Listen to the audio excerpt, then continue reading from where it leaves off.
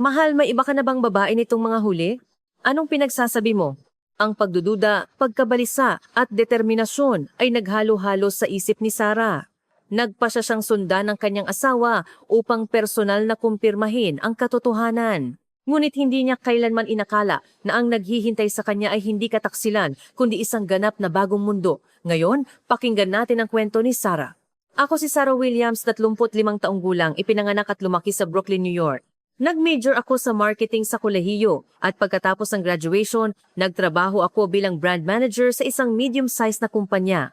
Nagsimula akong makipag-date sa kaibigan ko noong kolehiyo na si Eric at 7 taon na ang nakalipas mula nang kami ay ikasal. Pagkatapos noon, umalis ako sa trabaho para maging isang full-time na may bahay. Si Eric ay 3 taon na mas matanda sa akin, 38 taong gulang na ngayon, at nagtatrabaho bilang isang engineer sa isang IT company. Siya ay isang taong mapag-aruga sa pamilya at sa aming bilog na mga kaibigan, siya ay kilala bilang isang mabuting asawa. Hindi ko siya kailanman pinagdudahan. Ngunit ilang buwan na ang nakalipas, nagsimulang magbago si Eric. Dati, wala siyang pakialam sa kanyang pananamit. Kapag papasok sa trabaho, basta na lang siya kukuha ng t-shirt at ipapares sa maong. Mabilis lang siyang maghihilamos at aalis na. Pero nitong huli, bago siya umalis, maingat niyang inaayos ang kanyang buhok sa harap ng salamin, may kung anong ipinapahid sa kanyang mukha at naglalagay pa ng pabango. Siyempre, hindi masama na ang isang asawa ay maging maalaga sa kanyang hitsura. Ang problema ay biglaan ang pagbabagong ito at nagsimula lang ito pagkatapos niyang bumalik mula sa isang business trip sa Pilipinas. 6 na buwan na ang nakalipas nang magsimulang maging madalas ang mga business trip ni Eric sa Pilipinas. Noong una 1 beses sa 1 o 2 linggo, pero kamakailan lang ay halos linggo-linggo na siyang lumilipad patungong Pilipinas. Sabi niya, dumami raw kasi ang mga proyekto ng kanilang kumpanya sa Pilipinas, pero nagsimula na akong makaramdam ng kaba. Isang araw pag-uwi ni Eric mula sa isang business trip, habang naliligo siya, hindi ko sinasadyang ayusin ang kanyang bagahe at nakakita ako ng isang kahinahinalang resibo. Nakasulat dito sa Tagalog ang mga biniling produktong pampaganda. Nang tiningnan ko ng maigi ang mga pangalan ng produkto, wala akong kamuwang-muwang. Essence, serum, facial toner, at mayroon pang cushion foundation. Sa sandaling iyon, gumuho ang tiwala ko. Para kanino ang mga ito? Si Eric na dati tamad kahit mag-lotion, paano siya biglang bibili ng mga ganitong mamahaling produktong pampaganda mula sa Pilipinas? Posible kayang para ito sa ibang babae? Sumagi sa isip ko ang masamang hinala, ngunit wala akong matibay na ebidensya. Lihim kong sinuri ang mga damit ni Eric at tiningnan ang kanyang telepono, ngunit wala akong nakitang anumang kahina-hinalang bakas. Sa panahon ng kanyang mga business trip, madalas siyang nagpapadala ng mensahe sa akin at nag-video call pa. Wala ring mga chat history sa ibang babae sa kanyang telepono. Ngunit ang pakiramdam ng pagkabalisa ay hindi pa rin nawawala. Masyado lang ba akong sensitibo? Ngunit kapag ang binhi ng pagdududa ay naitanim na, mahirap na itong burahin. Pagkatapos noon, sinimulan kong obserbahan ng maigi ang mga pagbabago kay Eric. Pag-uwi niya mula sa trabaho, hindi na siya mukhang pagod tulad ng dati. Sa halip, siya ay mukhang relaxed at masaya.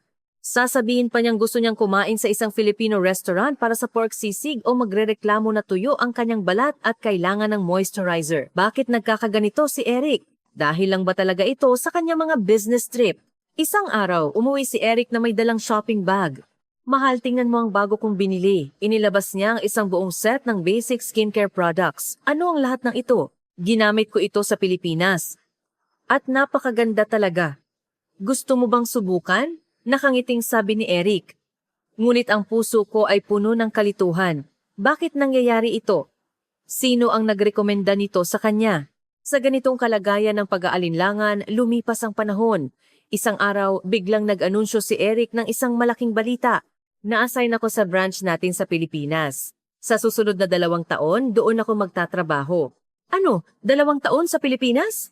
Sa sandaling iyon, naguluhan ang isip ko. Kaya pala, may babae si Eric sa Pilipinas. Kung 2 taon siyang mananatili doon, maaari na silang magkita ng malaya, hindi ba? Kung ganoon, kailangan kong personal na kumpirmahin ito. Kung talagang nagtataksil si Eric, hinding-hindi ko siya patatawarin ng basta-basta. Sasama ako sa'yo, pwede ba? Medyo nagulat si Eric, ngunit mabilis siyang ngumiti at sinabing, talaga? Ang galing naman! Sabay tayong manirahan sa Pilipinas.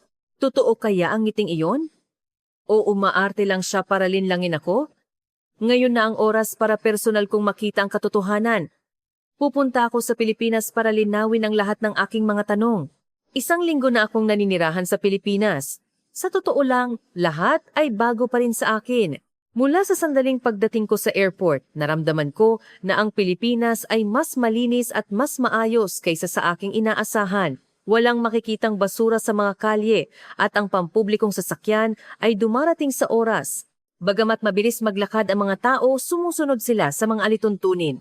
Si Eric ay naging abala mula sa unang araw niya sa trabaho. Maaga siyang umaalis at gabi na kong umuwi. Karamihan ng oras ko ay ginugugol ko sa bahay. Noong una, akala ko ay kaya kong mag-isa. Ngunit nang aktwal na akong manirahan sa Pilipinas, natuklasan kong mas mahirap ito kaysa sa inaasahan. Ang pinakamalaking problema ay ang wika. Sa paglalakad sa kalye, puro mga karatula sa Tagalog ang nakikita ko. Kahit sa supermarket, nahihirapan akong intindihin ang mga deskripsyon ng produkto. Sa Amerika, madali kong mahanap ang kailangan ko, ngunit sa Pilipinas, kahit ang simpleng pamimili ay mahirap. Halimbawa, nung bumili ako ng sabong panlaba, hinarap ko ang isang pader ng mga hindi pamilyar na tatak at mga instruksyon sa Tagalog. Nakatayo lang ako doon, hindi alam kung ano ang gagawin. Hindi ko man lang matiyak kung alin ang sabong panlaba. Sa huli, kinailangan kong humingi ng tulong sa isang tindera. "Excuse me, nasaan ang laundry detergent?" Nagpakita ng pagkalito ang tindera. Kinuha ang kanyang telepono at gumamit ng translation app para ipakita sa akin sabong panlaba. Kahit malit na bagay lang, naramdaman ko ang isang malaking hadlang. Ang mga bagay na dati kong ipinagwawalang bahala ay naging isang hamon dito. Paano nagawang umangkop ni Eric ng ganoon kadali? Ako ay naninibago pa rin. Ngunit si Eric ay kumikilos na parang matagal na siyang naninirahan sa Pilipinas. Mahilig siyang kumain ng pagkaing Pilipino, gumamit ng mga lokal na skincare products at marunong pa siyang magsalita ng simpleng pagbati sa Tagalog. Natutunan ba niya ito sa kanyang mga business trip?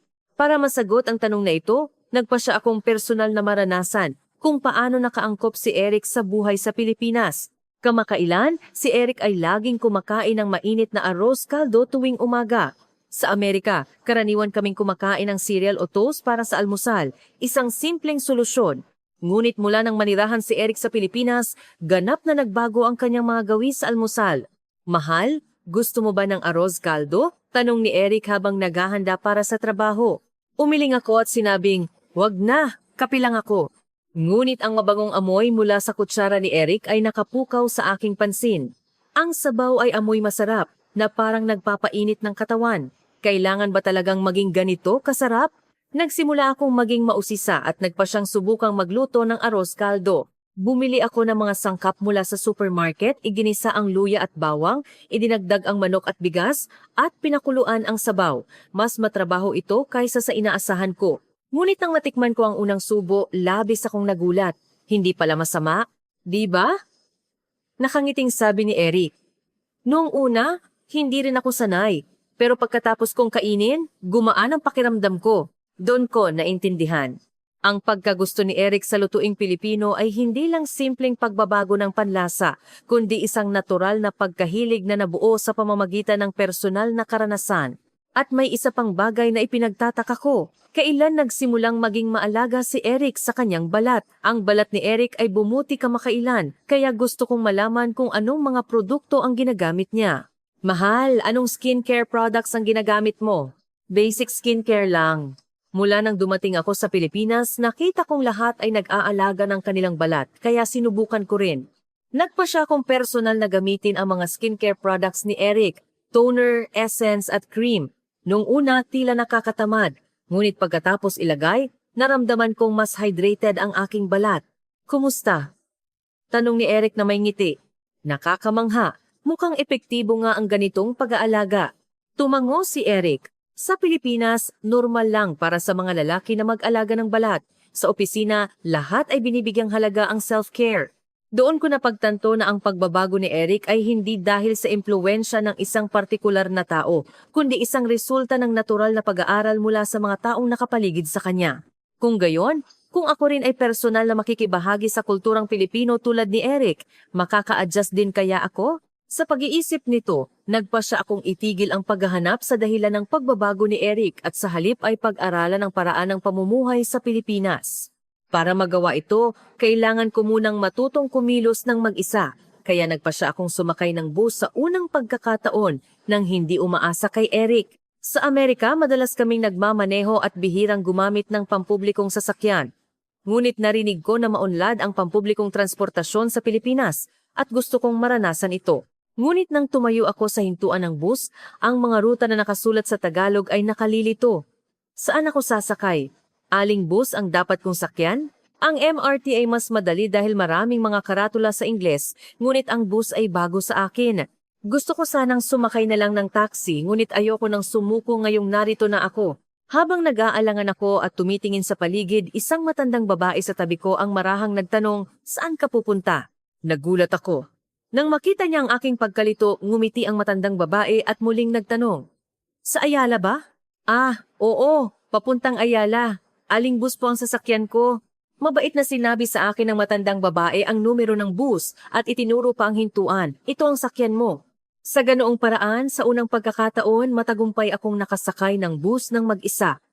Habang pinagmamasdan ang tanawin ng Maynila mula sa bintana, naisip ko, siguro noong una ay nahirapan din si Eric. Ngunit unti-unti siyang naka-adjust at naging natural na ito sa kanya.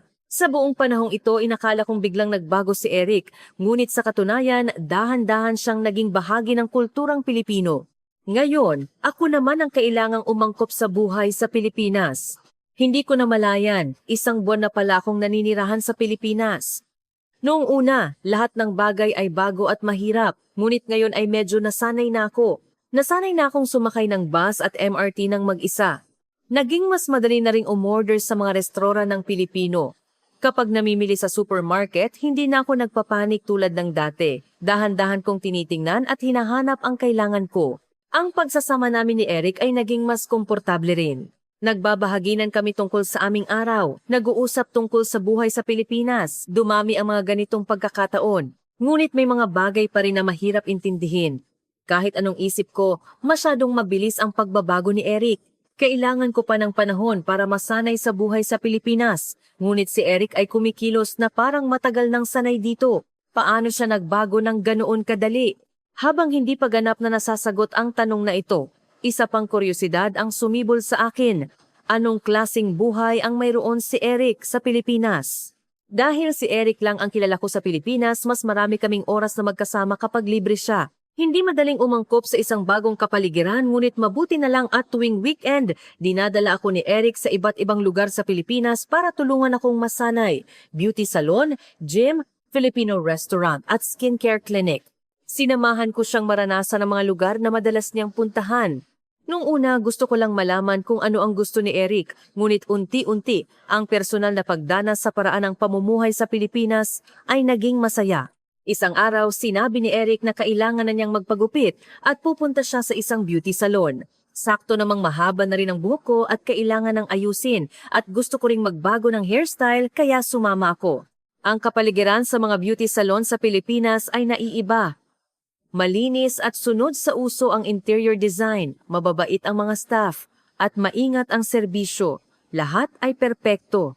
Sa konsultasyon sa stylist, inirekomenda niya ang isang hairstyle na babagay sa akin, maingat na isinasaalang-alang ang hugis ng aking mukha at personalidad na nag-iwan sa akin ng malalim na impresyon. Sinabi kong gusto kong magpakulot at isinasaalang-alang ng stylist ang pinsala sa aking buhok at iminungkahing isabay ito sa isang hair treatment. Ang detalyadong proseso ng pag-aayos ay lubos kong ikinasiya. Habang hinuhugasan ang aking buhok, minasahe pa nila ang aking anit. Napakasarap ng masahe at hindi ko napigilang mapahanga. Pagkatapos ng gupit at kulot, detalyado pang ipinaliwanag ng stylist kung paano aalagaan ang aking buhok. Nang makita ko ang resulta, labis akong nasiyahan. Wow, mahal! Ang galing ng mga beauty salon sa Pilipinas. Nagustuhan ko ang sarili ko sa salamin. Ang malambot na kulot, natural na alon, at makintab na buhok ay parang sa isang modelo sa magazine. Lumabas din si Eric na tapos nang magpagupit. Ang kanyang hitsura ay naging masunod sa moda, ganap na naiiba sa simpleng gupit sa Amerika. Gusto ko rin ang mga salon dito. Ang atensyon nila sa detalye ay kakaiba. Ang karanasang ito sa beauty salon ang naging unang hakbang ko sa pagtanggap ng bagong pagbabago sa Pilipinas. Pagkatapos nito, nagpa siya akong sumama kay Eric sa kanyang paboritong gym. Karaniwan, hindi ako mahilig mag-ehersisyo. Ngunit nang makita ko si Eric na patuloy na nag-ehersisyo, gusto ko ring subukan. Ang mga gym sa Pilipinas ay higit pa sa aking inaasahan. Ang mga pinakabagong kagamitan ay maayos na nakalagay at komportable ang mga pasilidad, lalo na ang pagkakaroon ng iba't ibang klase. Hanggat miyembro ka, malaya mong masusubukan ng iba't ibang ehersisyo. Nagsimula ako sa treadmill at simpleng weight training. Sa paglipas ng panahon, nagsimula akong sumali sa mga klase ng yoga at zumba. Ang yoga ay nagbibigay ng balanse sa katawan at kapayapaan sa isip. Ang zumba naman ay isang masayang aerobic exercise na ginagawa habang sumasayaw. Mas masaya ito kaysa sa inaasahan ko at hindi ko namamalayan ng oras. Pagkatapos mag-ehersisyo, natural na pumayat ako at gumaan ang aking pakiramdam. Noong una, sumasama lang ako kay Eric, ngunit hindi nagtagal, ang pag-ehersisyo ay naging mahalagang bahagi na ng aking araw. Pagkatapos ng gym, sabay kaming pumupunta sa isang Filipino restaurant. Tuwing kakain kami, humahanga ako sa iba't ibang putahe at sa maingat na paghahanda. Sa mga restaurant, matitikman mo ang iba't ibang lutuing Pilipino tulad ng chicken adobo, sinigang at lechon kawali. Laging masaya ang sumubok ng mga bagong pagkain. Ang lutuing Pilipino ay hindi lang masarap, kundi mabuti rin sa kalusugan ang mga sangkap na ginagamit. Humanga ako rito. Ang sabaw ng bulalo ay masustansya, ang atsara ay may maraming probiotics na mabuti para sa bituka, at ang pag-inom ng tinolang manok ay nagpapainit ng katawan. Ang matamis at maalat na sarsa ng pork adobo ay nakakaganang kumain. Habang nasasanay ako sa pagkaing Pilipino, natural akong nagkakaroon ng malusog na gawi sa pagkain. At sa Pilipinas, ang pag-aalaga sa balat ay isang pangangailangan, kaya nagpasya akong sumama kay Eric sa isang skincare clinic. Sa una kong pagpunta, maingat na sinuri ng isang profesional na esthetician ang kondisyon ng aking balat. Mula sa pag-exfoliate, deep cleansing hanggang sa moisturizing treatment, bawat hakbang ay detalyado at masusi. Kasama sa treatment ang masahe, na nagparelax sa aking mga kalamnan at nag-alis ng pagod. Personal ko ring naramdaman kung gaano kabuti ang mga lokal na produkto sa balat. Pagkatapos ng treatment, tumingin ako sa salamin at kitang-kita na mas nagliwanag at naging hydrated ang aking balat. Si Eric ay nagpakita rin ng kasiyahan pagkatapos ng kanyang treatment habang nakatingin sa salamin.